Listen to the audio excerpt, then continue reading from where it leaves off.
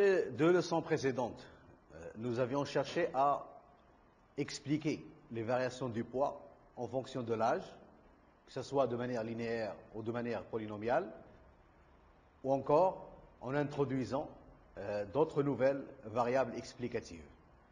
Mais ce qui était supposé dans ce genre de modèle, c'est que le lien est indiscutable. Ce qu'il fallait déterminer, c'est tout simplement la nature de ce lien.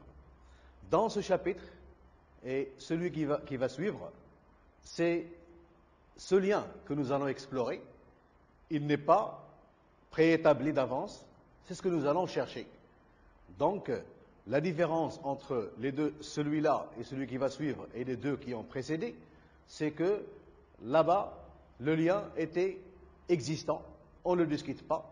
La seule question qu'on se posait, c'était quel type de relation pouvait lier le poids à l'âge ou le poids à l'âge et au facteur nutrition, éventuellement d'autres facteurs. Ici, le lien n'est pas évident et c'est ce que nous allons essayer d'explorer.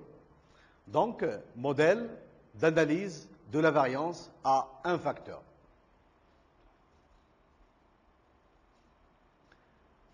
D'abord, une introduction, puisque c'est un nouveau type de situation qu'il faut comprendre. Puis, on définira le modèle, donc définition du modèle et estimation des paramètres qui lui sont associés. Et, très rapidement, nous allons évoquer les tests d'hypothèse d'intérêt dans ce modèle. Alors, tout de suite, l'introduction. Dans le chapitre 20, on a vu comment on peut comparer 2 traitements, donc les moyennes de 2 échantillons, en utilisant, dans le cas normal, un test de student. Ici, on va étendre cette comparaison à plus de 2 traitements.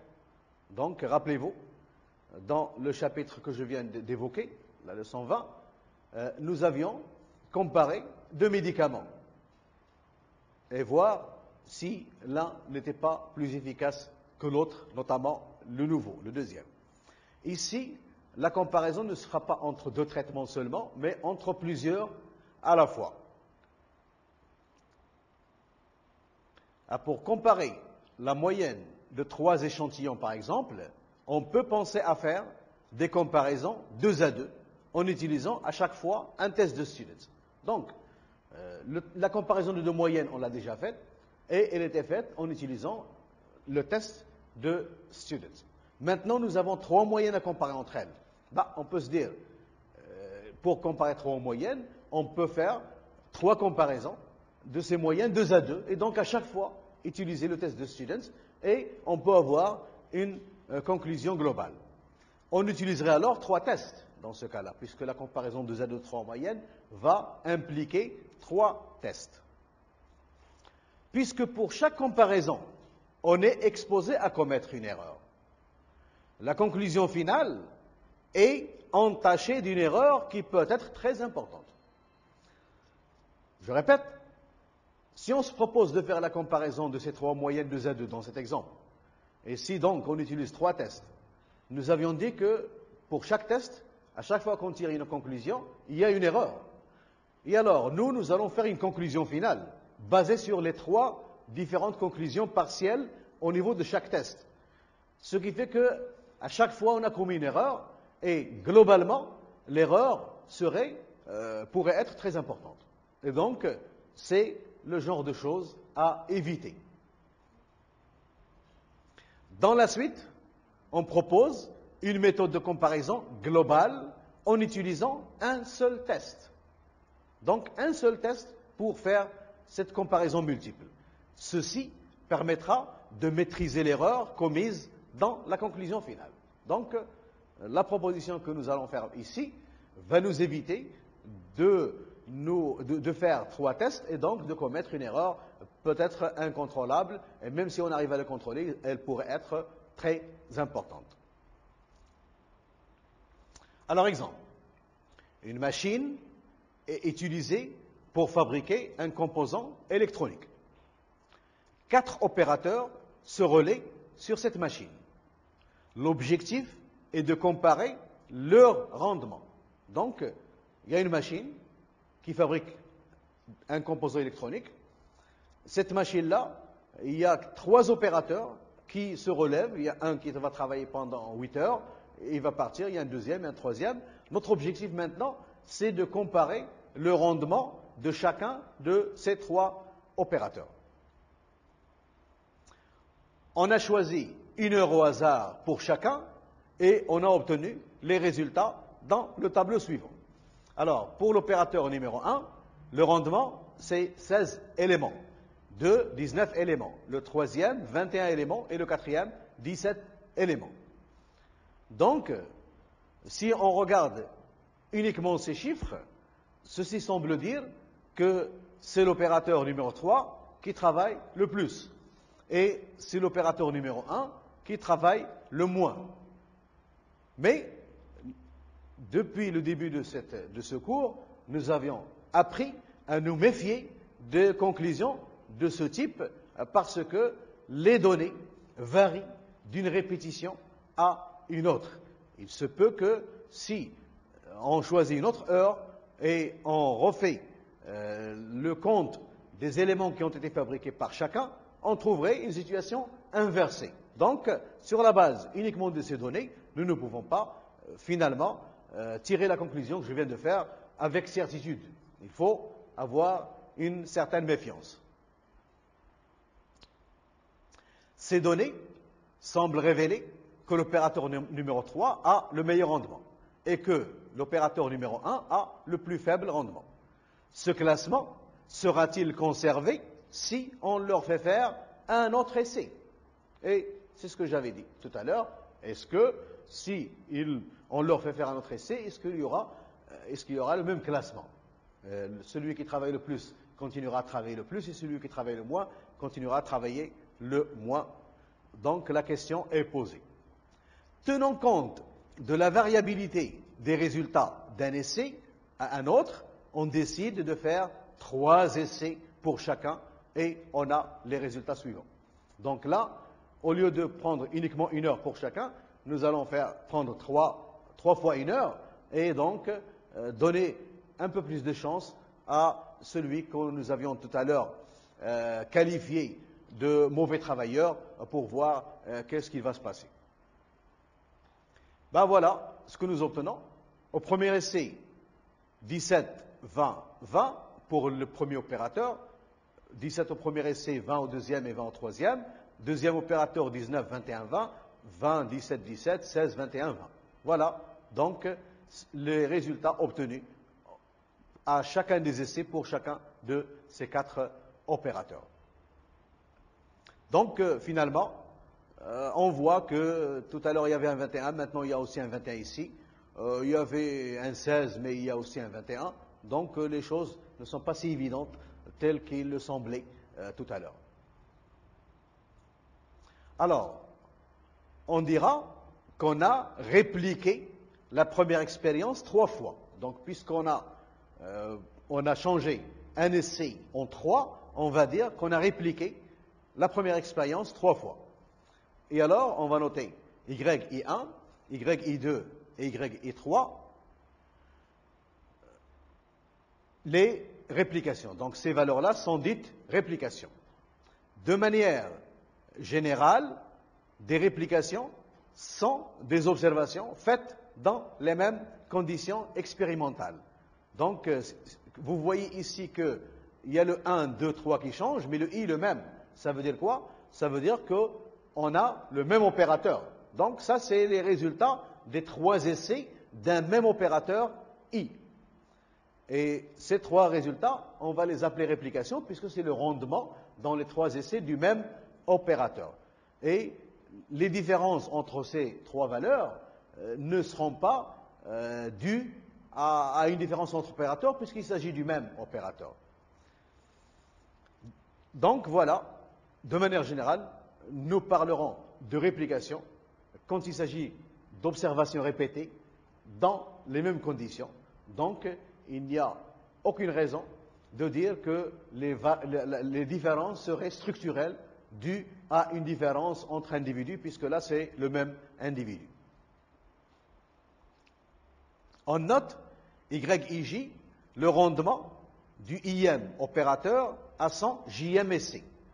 Donc le I se réfère à l'opérateur et le J se réfère au JMSC de ce même opérateur.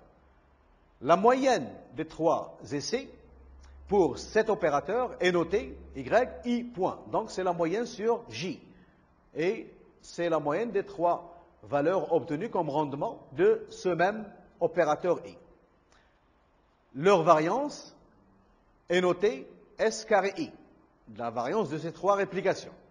On note Y point point, la moyenne de toutes les YIJ, qui est aussi la moyenne des YI points, puisque les YI points sont des moyennes partielles, et le Y point point, c'est la moyenne totale de toutes les observations prises pour les différents opérateurs et pour les différents essais. Donc ça, ce sont les notations que nous allons adopter. La comparaison des 4 opérateurs se fait sur la base de ces moyennes, des YI points. Donc voilà, pour le premier opérateur, la moyenne, son rendement moyen en 3 essais, c'est 19. Pour le deuxième, c'est 20. Pour le troisième, c'est 18. Et pour le dernier, c'est 19. La moyenne générale de toutes ces valeurs, donc de ces 4 valeurs aussi, c'est 19.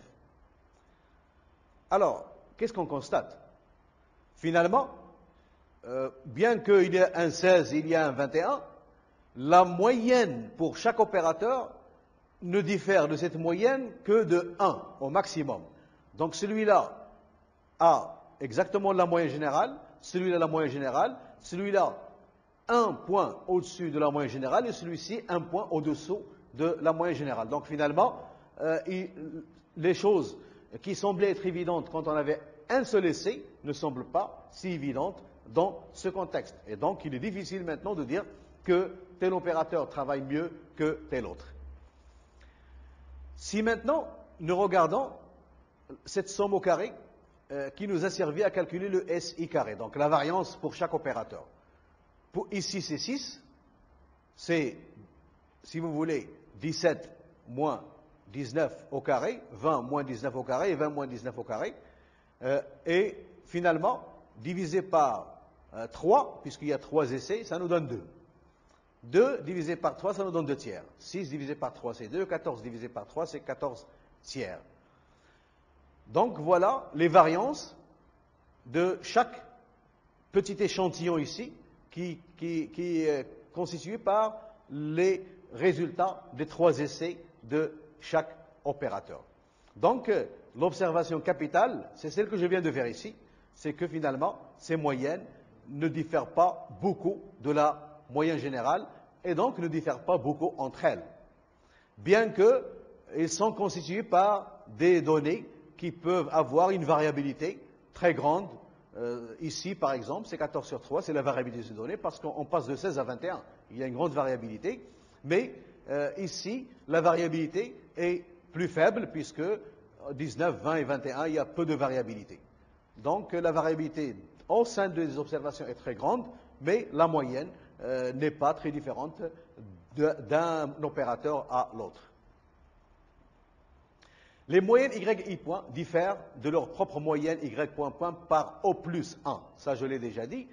En fait, ce qu'on note S indice B, c'est la somme des YI point moins Y point point au carré.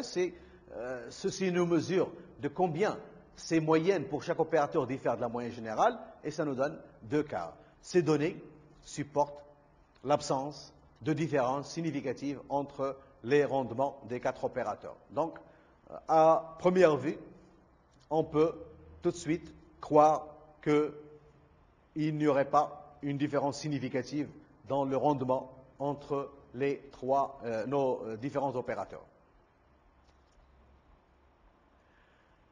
Si plutôt on a le tableau suivant, contrairement à ce que nous avions auparavant, nous avons toujours nos opérateurs 1, 2, 3, 4. Voilà les rendements pour chaque opérateur dans les 3 essais.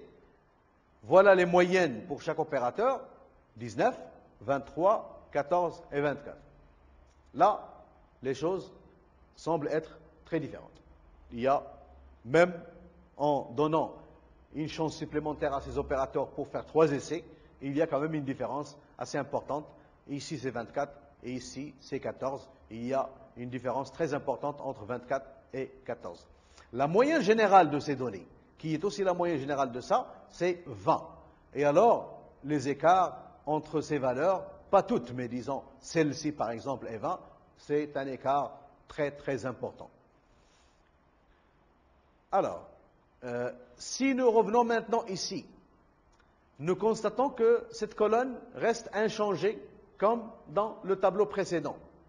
Reste inchangée comme dans le tableau précédent. Et ça, c'est une remarque importante à retenir.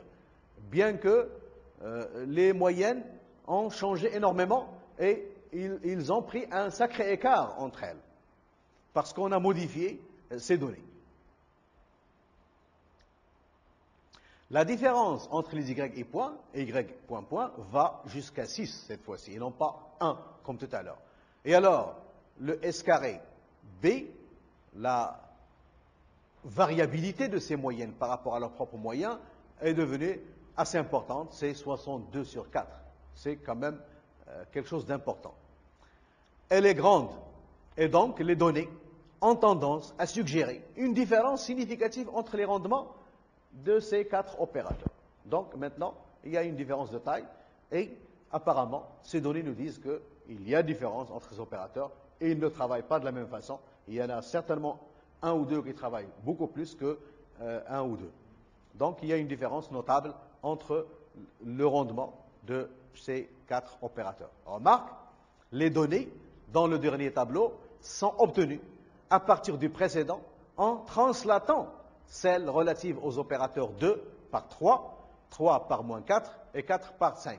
Donc ce nouveau tableau a été obtenu artificiellement à partir du premier pour faire apparaître justement cette différence. Et donc nous n'avions fait que translater. Pour le premier opérateur, on a rajouté 3 partout. Pour le troisième, on a soustrait moins 4 partout. Et pour le quatrième, on a rajouté 5 à tous ces rendements. Donc c'est un petit peu artificiel. Et le but, c'est d'illustrer la différence entre les deux tableaux et comment on peut finalement, dans un premier cas, ne pas être vraiment pour dire qu'il y a différence, et dans un deuxième, il y a une évidence pour dire qu'il y a une différence. C'était fait pour. Ce que nous avions fait ici est un petit peu exagéré.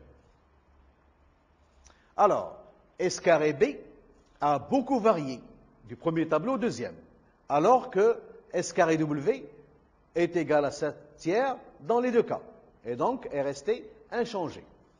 Donc, les deux quantités que j'ai introduites dans le tableau et sur lesquelles je suis en train de revenir ici, la première est très sensible aux différences entre les rendements des 4 opérateurs. La deuxième n'est pas du tout sensible, elle n'a pas changé. Ici, il n'a pas changé du tout, puisque nous avions uniquement opéré des translations. Mais même si on n'avait pas opéré des translations, les changements seraient peu sensibles en ce qui concerne le S carré W que S carré B. Donc finalement, je crois que d'après la remarque que je viens de faire, nous pouvons nous baser sur ce S carré B pour décider est-ce que la différence entre les rendements des opérateurs est significative, donc il y a une différence, ou bien la différence n'est pas significative, ça veut dire qu'elle peut y avoir une différence, mais elle est accidentelle, momentanée, parce que nous avions choisi des heures où on a obtenu cette différence. Si on continue à choisir d'autres heures, les choses risquent de se compenser et que finalement, et globalement, les 4 opérateurs donneraient le même rendement. Alors, définition du modèle et estimation des paramètres. Voilà donc, l'essentiel a été dit jusqu'à maintenant. Maintenant, nous allons passer au formalisme qui va nous permettre, si vous voulez, d'aller un peu de l'avant et de manière un peu plus vite. On suppose qu'on a M opérateurs. Donc, au lieu de 3, je généralise pour dire que j'ai opérateurs, et au lieu de 4, M opérateurs, et au lieu de 3 essais, je suppose qu'on a K essais pour chacun. On considère la variable aléatoire Y et J associé au JMSC du IM opérateur, donc, dont YIJ, le petit y, dans l'exemple, est considéré comme une valeur observée. Donc, il y a la valeur variable aléatoire qui va être associée au JMSC du IM opérateur, mais il y aura la valeur observée une fois l'expérience est faite. Donc, le petit y, c'est un nombre, contrairement au y qui est une variable aléatoire. Alors, on suppose que les y et j sont indépendantes et de même variance sigma carré. Ça, c'est une constante qui revient tout le temps dans ce type de modèle. Et que pour tout i, y, i1, y, i2, y, ik, qu'est-ce que ça veut dire y, i, y, ik? Ce sont les données relatives à un seul opérateur, le im, en la même distribution. Et alors, puisqu'ils ont la même distribution, ils sont indépendantes, elles constituent un échantillon aléatoire. Donc, pour chaque opérateur, nous avons un échantillon aléatoire de k variables aléatoires indépendantes de même distribution, qui sont associées au rendement des différents essais qui sont au nombre de cas. On qualifiera aussi de réplication. On les qualifiera aussi de réplication. Ces k variables aléatoires, ce sont les rendements des k essais du même opérateur, donc ce sont des réplications. Et alors, l'espérance mathématique de YIJ, c'est mu-i. Alors, pourquoi mu-i? Nous avions déjà dit que les YIJ, pour différentes valeurs de J, sont identiquement distribuées. Donc, l'espérance ne dépend pas de J, elle est la même pour les différentes valeurs de J, qui sont en fait les différents essais du IM opérateur. Si epsilon ij est la différence entre YIJ et son espérance mathématique, et eta i, c'est cette espérance mathématique moins la moyenne des espérances mathématiques de toutes les variables qu'on a. Donc, y point, c'est la moyenne d'yi sur i. Donc, on va noter eta i, cette différence. Alors, l'espérance de epsilon ij est égale à 0. Là, rien de nouveau, c'est ce que nous avions supposé tout à l'heure. Mais, d'après cette façon de définir eta i, on peut vérifier que la somme de eta i est égale à 0, puisque ça, c'est la moyenne de ces valeurs. Donc, la somme est nulle. Et alors, notre YIJ, on peut l'écrire comme étant mu point plus eta i plus epsilon ij. Donc, ceci, c'est en fait mu i qui est écrit sous cette forme. Cette dernière relation définit un modèle d'analyse de la variance à un facteur. Voilà donc un modèle d'analyse de la variance à un facteur. L'observation est égale à une constante plus une autre constante indexée par i plus une variable aléatoire qui représente les écarts de ce YIJ par rapport à cette moyenne qui est représentée par la somme de ces deux constantes. Il ressemble au modèle de régression linéaire, sauf que là, ce terme n'est pas une constante inconnue proportionnelle à un âge connu, mais c'est une constante inconnue toute seule. Ce n'est pas du tout une constante inconnue proportionnelle à une valeur d'âge connu. C'était ça la différence entre le modèle d'analyse de la variance à un facteur et le modèle de régression linéaire simple. Cette dernière relation, comme on a dit, définit le modèle. On peut aussi écrire ce modèle sous cette forme, où on remplace les grandes variables aléatoires y et j par leur valeur observée. Et dans ce cas-là, le epsilon ij est remplacé par les écarts que font ces valeurs observées par rapport à cette partie constante, comme on l'a déjà fait pour le modèle de régression.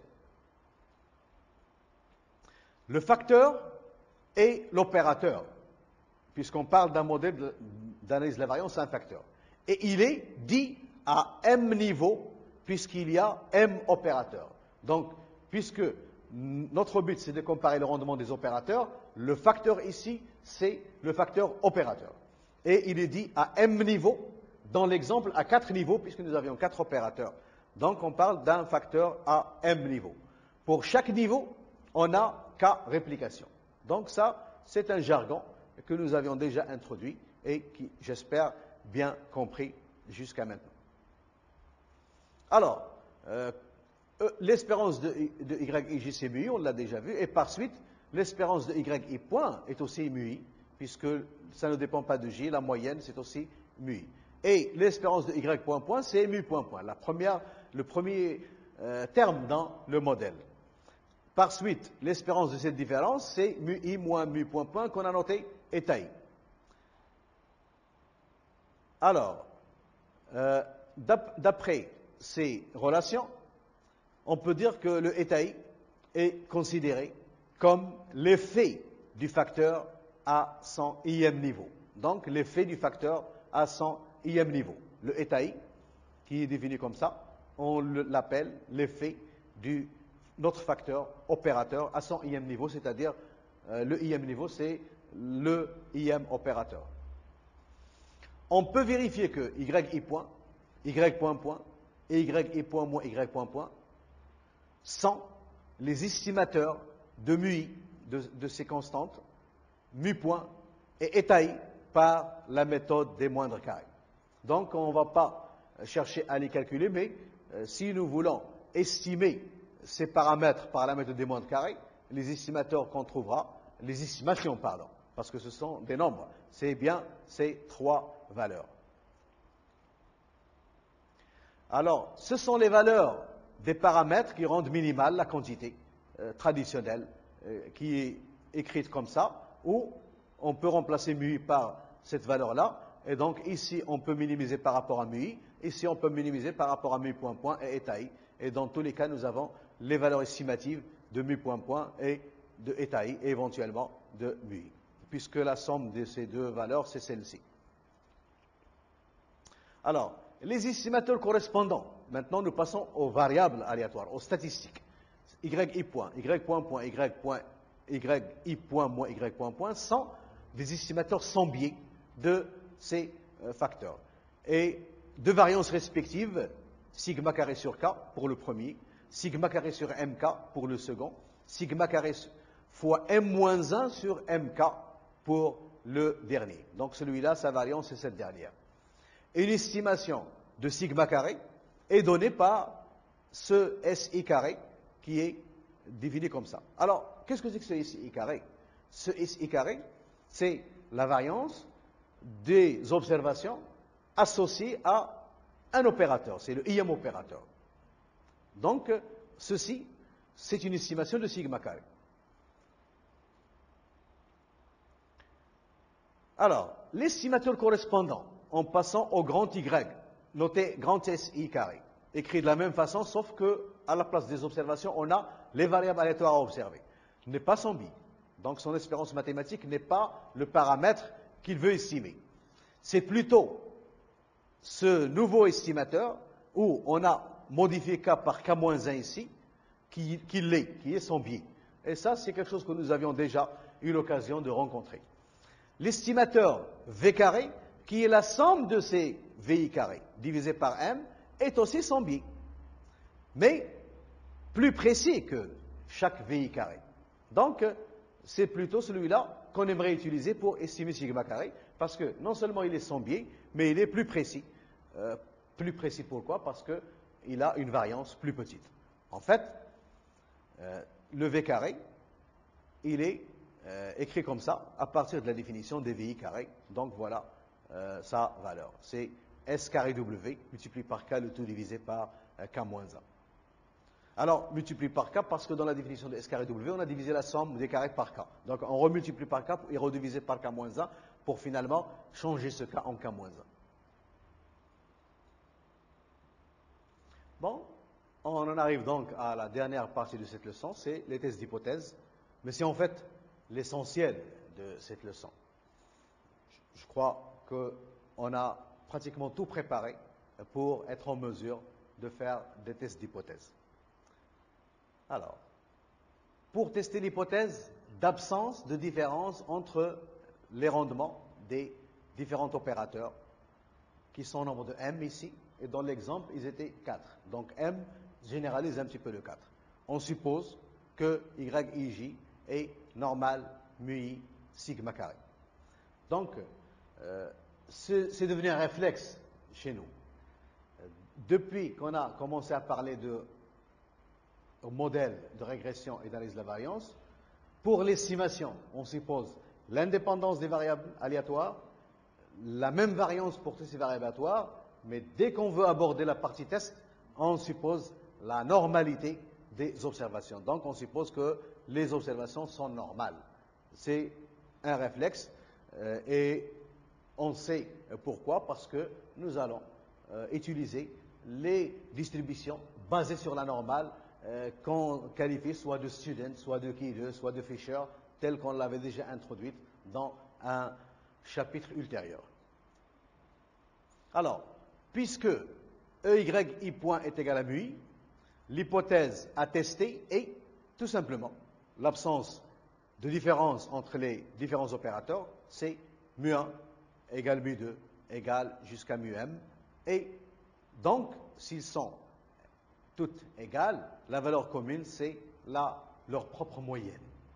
Ou encore, vu la définition de eta i, H pourrait s'écrire aussi eta i est égal à 0, puisque mu-i moins mu-point, c'est eta i. Donc, si ces mu-i sont identiques et donc identiques à mu-point, ceci serait nul, et donc l'hypothèse à tester, c'est eta i égale à 0. Rappelez-vous que ce eta i, nous l'avions déjà qualifié de l'effet du IM opérateur. Donc, finalement, le fait que eta égale à 0 signifie une absence d'effet, donc de différence entre le rendement des différents opérateurs. Alors, VI carré, qui est la somme sur IJ, YIJ moins YI point, mais sur J au carré divisé par K moins 1, mesure les variations entre les réplications associées au IM opérateur. Et donc, ce V carré n'est pas sensible au fait qu'il y ait différence ou pas entre les opérateurs. Ça, on l'a déjà dit. Donc, on l'a déjà dit, ceci n'est pas sensible parce que ça fait comparer les observations entre leurs moyennes pour chaque opérateur. Et donc, ça ne fait pas comparer des observations d'un opérateur à un autre. Sous H seulement. C'est-à-dire, si il y a absence de différence entre les différents opérateurs. Ce U carré, qui est calculé comme étant la somme des YI point moins Y point point au carré divisé par M moins 1, est un estimateur sans biais de sigma carré sur K. Et donc, K U carré est un estimateur sans biais de sigma carré. Donc, nous avions déjà vu un estimateur sans biais de sigma carré. Maintenant, nous avons un nouveau estimateur sans biais de sigma carré, mais il ne l'est que si l'hypothèse à tester H est vraie. Si cette hypothèse-là n'est pas vraie, ceci ne serait pas un estimateur sans biais de sigma carré. En fait, U carré, la valeur observée de ce U carré, on peut vérifier que c'est M S carré B, que nous avions déjà vu, divisé par M moins 1. Donc ça, c'est la formule pratique pour calculer ce U carré, qui semble être la valeur observée d'un estimateur sans biais de sigma carré dans le cas où H est vrai, en l'absence de différence entre nos opérateurs. On rejette H quand F, qui est égal à K fois le rapport U carré sur V carré supérieur à C, où C est obtenu à partir d'une table de Fisher à M-1, M fois K-1 degré de liberté. Rappelez-vous que le Fisher est déterminé par un couple de degrés de liberté. Un degré de liberté du numérateur et un degré de liberté du dénominateur. Alors, pourquoi on rejette H quand on a ceci? J'ai déjà dit que ce V carré est insensible au fait qu'il y a une différence entre les opérateurs ou pas, puisque ce V carré est calculé dans des sommes au carré qui font comparer les réplications pour un même opérateur par rapport à leur propre moyenne. Donc, qu'il y ait différence entre opérateurs ou pas, ça ne se verra pas à ce niveau-là. Ça se verrait plutôt à ce niveau-là, à U carré. Donc, c'est ce U carré qui est sensible à une différence entre le rendement des opérateurs. Et rappelez-vous, ce U carré, c'est la valeur observée de grand U carré, qui était un estimateur sans biais de sigma carré, quand l'hypothèse attestée est vraie. Mais quand l'hypothèse attestée n'est pas vraie, le U carré n'était pas un estimateur sans biais. Et donc, le U carré, justement, c'est la statistique sensible à la variation ou à la différence entre nos différents opérateurs. Donc, ici, M-1, pourquoi? Parce que ici, on est en train de comparer les M réplications à leur propre moyenne. Donc, M moins 1, puisque c'est la somme des réplications qui sont en nombre de M moins la moyenne. Ici, c'est M K moins 1. Pourquoi? Parce que on est en train de comparer les moyennes pour chaque opérateur à leur propre moyenne. Et ils sont en nombre de K-1. Mais multiplié par M, c'est parce que finalement on fait ça M fois. Donc le M, c'est un degré de liberté qui va nous permettre d'accéder à une table de Fisher de la manière la plus correcte. Je crois que finalement j'ai inversé les choses, donc je corrige. Ici, on est en train de comparer plutôt les moyennes pour chaque opérateur à leur propre moyenne. Et ici, on est en train de comparer pour chaque opérateur qui sont au nombre de M, la moyenne, les réplications à leur propre moyenne. Donc c'est ceci le degré de liberté de cette quantité-là, qui est un estimateur sans biais systématique de sigma carré. Mais celui-là, il l'est uniquement quand l'hypothèse attestée est vraie.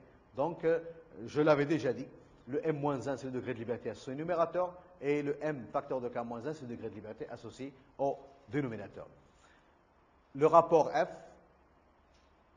donc valeur observée de U carré divisé par V carré multiplié par K, à une constante près, c'est S carré B sur S carré W que nous avions déjà vu dans les deux tableaux.